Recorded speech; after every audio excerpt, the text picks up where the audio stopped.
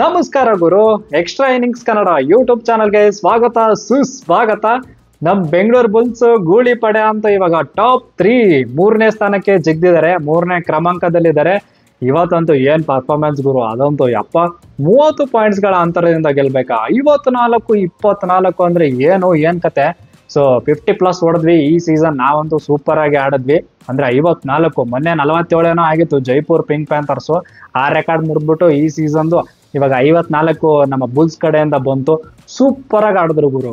Defence ಅಂತೂ ಸಂಘಟಿತ ಪ್ರದರ್ಶನ. ಏನಂದ್ರೆ ನಮ್ದು ಡಿಫೆನ್ಸ್ ಸಂಘಟಿತವಾಗಿ ಪ್ರದರ್ಶನ ಕೊಟ್ರೆ ಮುಂದೆ ಯಾರು ನಿಲ್ಲಕ್ಕಾಗಲ್ಲ ಅನ್ನೋ ತರ ಪ್ರದರ್ಶನ ಕೊಟ್ಟಂಗಿರುತ್ತೆ. ಸೊ ಅಫ್ಕೋರ್ಸ್ ನಾವು ಬೆಂಗಾಲ್ ವಾರಿಯರ್ಸ್ ವಿರುದ್ಧ ಆಡಿದ್ದು, ಇನ್ನು ದೇವಾಂಕಣ್ಣ ಇರ್ಲಿಲ್ಲ, ಎಲ್ಲ ಒಪ್ಕೊಳ್ಳೋಣ, ಇಲ್ಲ ಅಂತಿಲ್ಲ.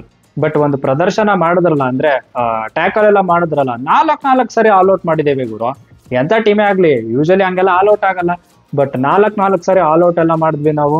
ಇನ್ನು ರೈಡಿಂಗ್ ಅಲ್ಲಿ ನಮ್ಮ ಅಲಿ ರೇಜಾ ಅಂತೂ ಈ ವರ್ಷದ ಅಂದ್ರೆ ಈ ಸೀಸನ್ ಫುಲ್ ಆಪತ್ ಬಾಂಧವ. ನಮ್ಮ ಅಲಿ ರೇಜಾ ಸಾಕತ್ತಾಗ ಆಡ್ದ ಅಣ್ಣನು. ಇವತ್ತು ಕೂಡ 14 ಪಾಯಿಂಟ್ಸ್ ಎಲ್ಲ ಬಂತು ಗುರು, ರೈಡಿಂಗ್ ಪಾಯಿಂಟ್ಸ್. ಇನ್ನು ನಮ್ಮ ಆಶೀಶ್ ಮಲಿಕ್ ಅಣ್ಣನ ಕಡೆಯಿಂದ 7 ಪಾಯಿಂಟ್ ಏನೋ ಬಂತು, ಆಕಾಶ್ ಹಿಂದೆ ಕಡೆಯಿಂದ 4 ಪಾಯಿಂಟ್ಸ್.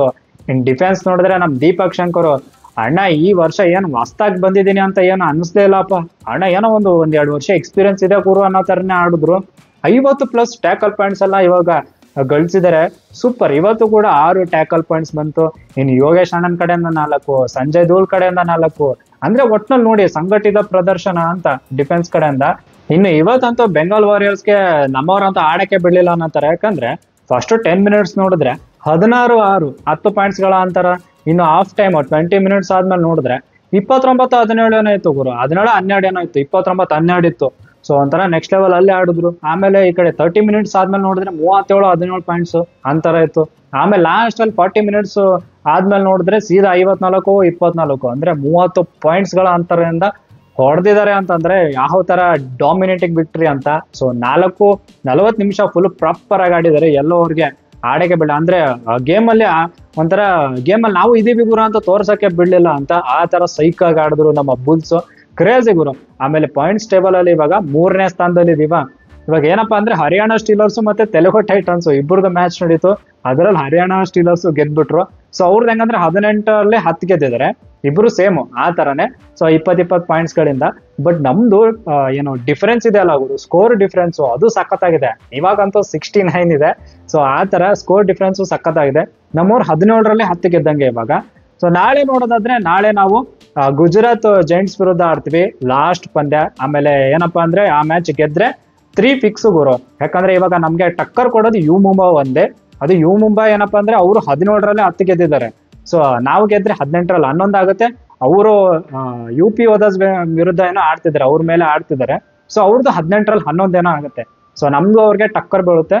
ಬಟ್ ಇಬ್ರು ಗೆದ್ದಾಗ ಏನಾಗುತ್ತೆ ಅಂದ್ರೆ SD ನೋಡ್ತಾರೆ, ಅಂದ್ರೆ ಸ್ಕೋರ್ ಡಿಫ್ರೆನ್ಸ್ ನೋಡ್ತಾರೆ ಏನ್ ಕತೆ ಅಂತ. ನಮ್ಮವ್ರದ್ದು ಸಖತ್ತಾಗಿದೆ ಗುರು. ನಾಳೆ ಏನಾದ್ರು ಗೆದ್ರೆ ಅಫ್ಕೋರ್ಸ್ ಇನ್ನೂ ಚೇಂಜ್ ಆಗುತ್ತೆ. ಅದು 69 ಇರೋದು 73 ಎಷ್ಟಾಗುತ್ತೆ ಗೊತ್ತಿಲ್ಲ. ಸೊ ಆ ಒಂದು ನಿಟ್ಟಿನಲ್ಲಿ ನಮ್ಮ ಬೆಂಗಳೂರು ಬುಲ್ಸ್ ಅಂತೂ 3ನೇ ಸ್ಥಾನದಲ್ಲೇ ಇರ್ತಾರೆ.